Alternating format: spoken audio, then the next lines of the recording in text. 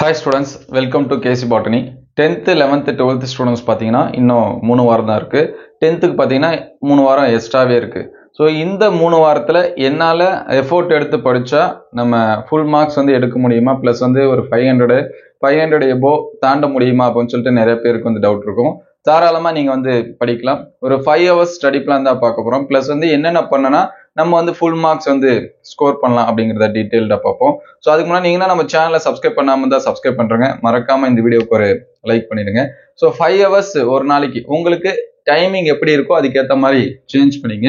So இது வந்து நான் வந்து மார்னிங்லேருந்து கொடுத்துருக்கேன். மார்னிங் ப்ளஸ் வந்து ஈவினிங் ஒன்லி ஸ்கூல் டைமை தாண்டி சரிங்களா. மார்னிங் பார்த்தீங்கன்னா ஒரு 4 to 6 hours 2 hours படிக்கலாம். ஸோ இது உங்களுக்கு ஏற்ற மாதிரி ஸ்கூலுக்கு கிளம்புற டைமிங்கை பொறுத்து ஒரு சில பேர் 7 மணிக்கு கிளம்பலாம், ஒரு சில பேர் 8 மணிக்கு கிளம்பலாம்.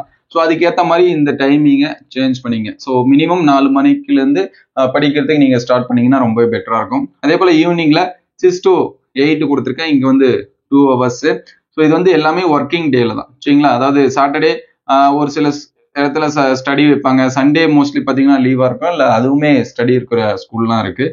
ஸோ இங்கே பார்த்தீங்கன்னா ஈவினிங்கில் 6 to 8 கொடுத்துருப்பேன். இங்கே ஒரு 2 hours.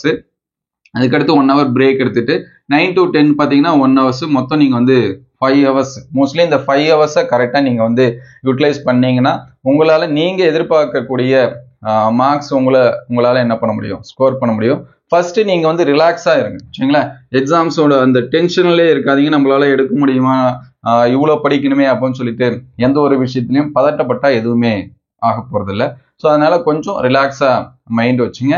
ரிலாக்ஸாக வச்சுட்டு என்னென்ன பண்ணலாம் அப்படின்னு சொல்லிட்டு யோசிச்சிங்களா. நமக்கு தூக்கம் அப்படிங்கிறது ரொம்ப முக்கியம். அதனால தான் ஒரு 6 hours ஸ்லீப்பிங் வர மாதிரி நம்ம வந்து டைம் ஷெடியூல் கொடுத்துருக்கோம்.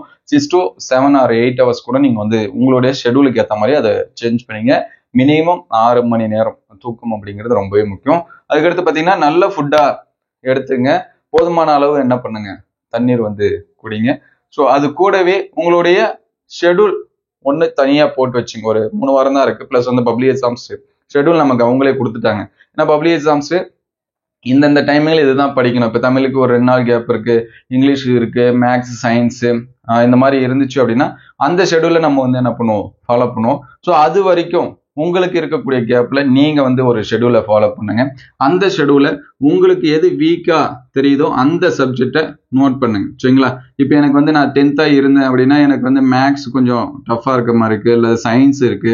ஒரு சில பேருக்கு வந்து சோசியல் சயின்ஸ் இருக்கும், மேக்ஸ் எல்லாம் நல்லாவே பண்ணுவாங்க. ஒரு சில பேருக்கு வந்து சயின்ஸ் இருக்கும், நிறைய டாபிக் இருக்கிறதுனால அந்த மாதிரி இருக்கும். அதே மாதிரி மேஜர் சப்ஜெக்டா இருந்தீங்க அப்படின்னா 11th and 12th ஒரு சில சப்ஜெக்ட் உங்களுக்கு வந்து டஃபா இருக்கலாம். பயாலஜி இருக்கலாம், அல்லது மேக்ஸ் இருக்கலாம், பாட்னி சுவாலஜி கூட ஒரு சில பேருக்கு என்ன பண்ணலாம் இருக்கலாம், பிசிக்ஸ் கெமிஸ்ட்ரி இருக்கலாம். காமர்ஸ் அக்கௌண்டன்ஸ் குரூப் அந்த குரூப்புக்கு ஏற்ற மாதிரி சேஞ்ச் ஆகும். ஸோ உங்களுடைய வீக்கான சப்ஜெக்ட் எதுன்னு பாருங்க.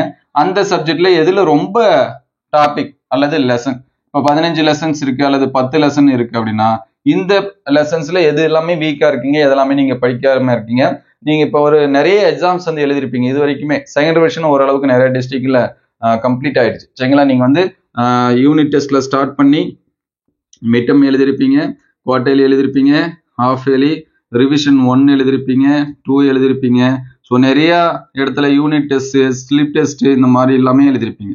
ஸோ இது எல்லாம் எழுதும்போது உங்களுக்கே ஒரு ஐடியா தெரிஞ்சிருக்கும், என்னால் இந்த சாப்டர்ல இருந்து கொஸ்டின்ஸ் கேட்டால் ஆன்சர்ஸ் பண்ண முடியல, எந்த இதுல இருந்து கேட்டால் என்னால் ஆன்சர்ஸ் பண்ண முடியல அப்படின்னு உங்களுக்கு தெரிஞ்சிருக்கும்.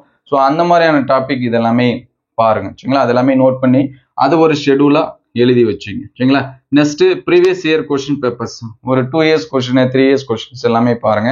ஆல்ரெடி நம்ம ஒரு சில சப்ஜெக்ட்டுக்கு வந்து அப்டேட் பண்ணியிருக்கோம், அடுத்தடுத்த வீடியோலும் அப்டேட் பண்ணுவோம். ஸோ அந்த கொஸ்டின்ஸ் வந்து பார்த்தாலுமே உங்களுக்கு ஒரு ஐடியா கிடைக்கும். ஸோ எனக்கு அது எல்லாமே கிடைக்கல அப்படின்னா உங்க டிஸ்ட்ரிக்ட்ல நடந்த மிட்டம், half yearly, quarterly, revision 1 and 2 இந்த கொஸ்டின்ஸ் எல்லாமே பாருங்க. நம்ம ஷார்ட்ஸ் வீடியோல பப்ளிக் எக்ஸாம் கொஸ்டின்ஸ் வந்து அப்டேட் பண்ணியிருக்கோம். நீங்கள் வந்து கூகுளில் போயிட்டு public exam previous year questions இருந்தால ஆன்லைனில் நிறைய கொஸ்டின்ஸ் வந்து அவைலபிளாக இருக்குது. நீங்கள் டிஜி வெப்சைட்லையுமே டைரெக்டாக கூட என்ன பண்ணிக்கலாம், டவுன்லோட் பண்ணிக்கலாம். அதில் எல்லா இயர் கொஸ்டின்ஸுமே அவைலபிளாக இருக்குது. ஸோ அப்படியே நீங்கள் வந்து செக் பண்ணி பார்க்கலாம்.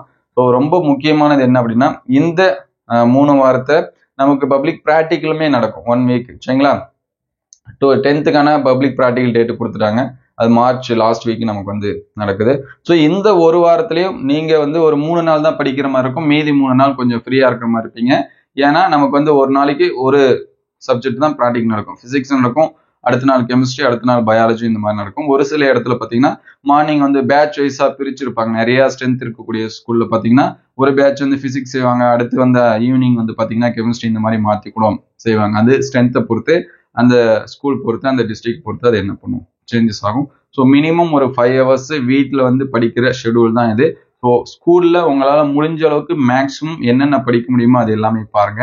ஸோ ரொம்ப முக்கியம் 10th மார்க்ஸும் 12th மார்க்ஸும். 10th மார்க்ஸ் நமக்கு வந்து அட்மிஷனுக்கு வந்து முக்கியம். ப்ளஸ் வந்து ஃபியூச்சரில் நம்ம ஏதாவது காம்படிட்டிவ் எக்ஸாம்ஸ் வந்து எழுத போனோம் அப்படின்னா இவ்வளோ பர்சன்டேஜ் இருக்கணும் அப்படின்னு சொல்லுவாங்க. குறிப்பாக மேக்ஸ், சயின்ஸ், சோசியல் இது எல்லாமே.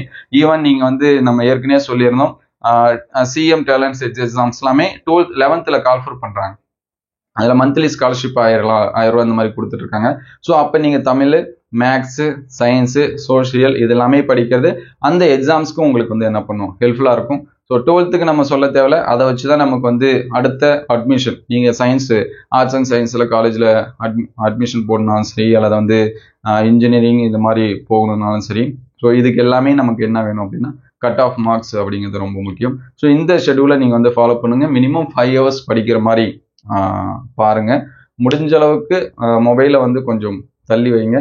ஸோ ரிலாக்ஸாக இருக்கிற டைமில் பார்க்கலாம், அதுவே ஃபுல் டைமாக ஆகிடக்கூடாது. அந்த 5 ஹவர்ஸை டிஸ்டர்ப் பண்ண டைமில் நீங்கள் வந்து பார்க்கலாம்.